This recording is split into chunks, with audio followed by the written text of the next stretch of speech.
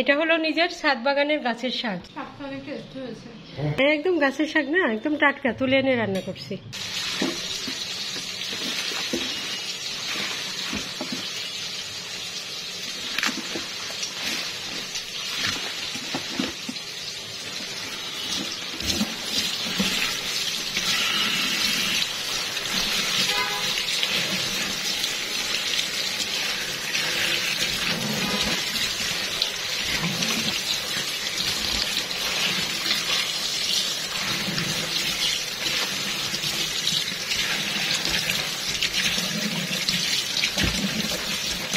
আমার ছাদ বাগানের কচু শাক খেতে তো আমার এমনিতেই ভালো লাগে, তার উপরে নিজের গাছে টবে লাগানো কচু শাক খেতে তো আরও ভালো লাগবে।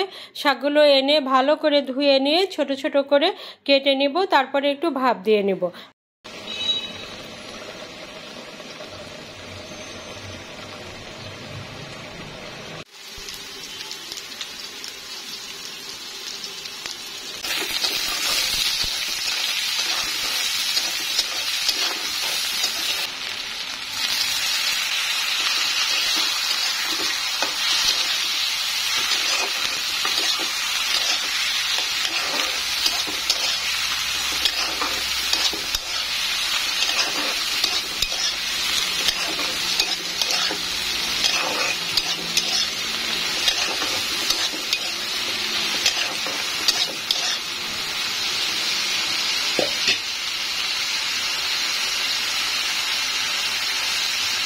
আমার শাক রান্না হয়ে গেছে, শাকটা একটু শুকিয়ে নিয়েছি যেন মুখ না ধরে। অবশ্য এই কচু শাকে মুখ ধরে না, তারপরে একটু মানে পানি যেন না থাকে শুকনা করে নিয়েছি।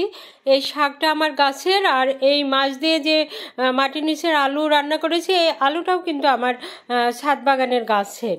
আর এই যে সালাদ করেছি তার উপরে পুদিনা পাতা, এই পুদিনা পাতাটাও আমার গাছের। আজ খাওয়াটা খুব মজা হবে। এটা হলো নিজের ছাদ বাগানের গাছের শাক। কি শাক? মৌলবী কচুর শাক। এই যে তুলে নিয়ে আসলাম এনে, এই যে এই জন্য রান্না একটু দেরি হয়ে গেছে শাকটা রান্না করতে। শাকটা অনেক টেস্ট হয়েছে। হ্যাঁ, একদম গাছের শাক না, একদম টাটকা, তুলে এনে রান্না করছি। আমার নিজের হাতে ছাদ বাগানে লাগানো গাছের শাক সবজি খেতে তো আমার খুবই ভালো লাগে। অল্প একটু সবজি, অল্প একটু শাক, সেটাই কিন্তু আমার কাছে খুবই ভালো লাগে। আমার মতো আপনাদের কার কার ভালো লাগে অবশ্যই জানাবেন।